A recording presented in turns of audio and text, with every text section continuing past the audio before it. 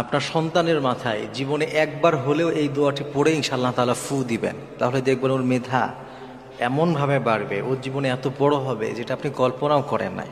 Life অন্তত একবার হলেও এটা আপনার করা উচিত, কারণ এই দোয়াটি নবী সাল্লাল্লাহু আলাইহি ওয়াসাল্লাম করেছিলেন এমন একজন সাহাবীর জন্য, যে ওই সাহাবী জগৎ বিখ্যাত সাহাবী হয়ে গিয়েছিলেন। এজন্য এই দোয়াটা অত্যন্ত পাওয়ারফুল একটা দোয়া। এই পৃথিবীতে আপনি যত বড় বড় আলেম দেখেছেন কিংবা যত বড় বড় মুহাক্কিক, মুফাসসির, মুহাদ্দিস দেখেছেন, সকলের জন্যই তাদের বাবা মা, তাদের উস্তাদরা এই দোয়াটা করতেন। অসাধারণ একটি দোয়া। এই দোয়াটা ইনশাআল্লাহ জীবনে একবার হলেও করা উচিত।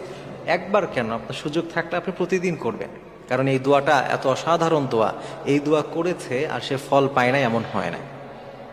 হাদিসের মধ্যে সে বিশ্বনবী সাল্লাল্লাহু আলাইহি ওয়াসাল্লাম, হযরত আব্দুল্লাহ ইবনে আব্বাস রাদিয়াল্লাহু আনহুম, তিনি যখন শিশু ছিলেন, তিনি যখন ছোট ছিলেন, তিনি নবী সাল্লাল্লাহু আলাইহি ওয়াসাল্লামকে একবার একটা খেদমত করেছিলেন।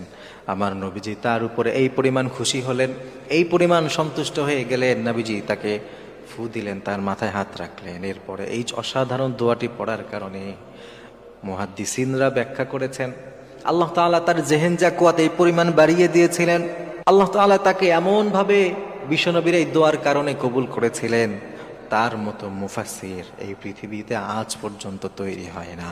সুবহানাল্লাহ। প্রিয় ভাই, খেয়াল করেন, নবীজির এক দোয়ার কারণে তিনি এত বড় মুফাসসির পেয়েছিলেন যে তার মতো মুফাসসির আর পাওয়া যায় না। আপনি যদি কোরআনের তাফসীর করতে চান, আপনি যদি কোরআনের কোনো অংশ বুঝতে চান, হযরত আব্দুল্লাহ ইবনে মাসউদকে ছাড়া, হযরত আব্দুল্লাহ ইবনে আব্বাসকে ছাড়া বোঝা সম্ভব নয়। তার কাছে হয়েই আপনাকে বুঝতে হবে।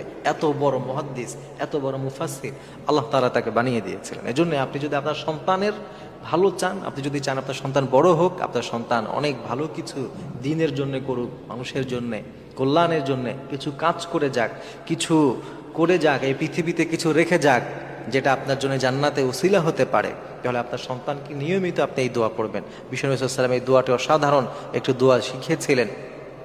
নবী সাল্লাল্লাহু আলাইহি ওয়াসাল্লাম হযরত আব্দুল্লাহ ইবনে আব্বাস রাদিয়াল্লাহু আনহুকে এই দোয়া পড়ে ফু দিয়েছিলেন, আল্লাহুম্মা ফাক্কিহহু ফিদ্দীন, আল্লাহুম্মা ফাক্কিহহু ফিদ্দীন ওয়া আল্লিমহু তা'ওয়িল। এই অসাধারণ এই দোয়া বিষ্ণু নবী সাল্লাল্লাহু আলাইহি ওয়াসাল্লাম করেছিলেন যে আল্লাহুম্মা ফাক্কিহহু ফিদ্দীন, এই এতটুকু অন্তত করবেন। এরপরে ওয়া আল্লিমহু তা'ওয়িল, এই চমৎকার এই দোয়াটা আপনার সন্তানকে আপনি করেন, ওর মাথায় হাত রেখে করেন, ওকে এই দোয়া পড়ে ফু দেন, ওকে শেখান।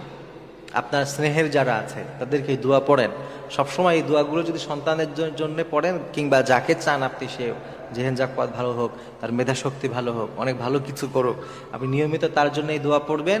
নবী সাল্লাল্লাহু আলাইহি ওয়াসাল্লাম এই হাদিসের দিকে খেয়াল রেখে, আল্লাহ তাআলার উপর বিশ্বাস রেখে, তাহলে দেখবেন আপনার সন্তান ইনশাআল্লাহ তাআলা আপনার চক্ষু শীতলকারী সন্তান হবে। ও জীবনে এমন কিছু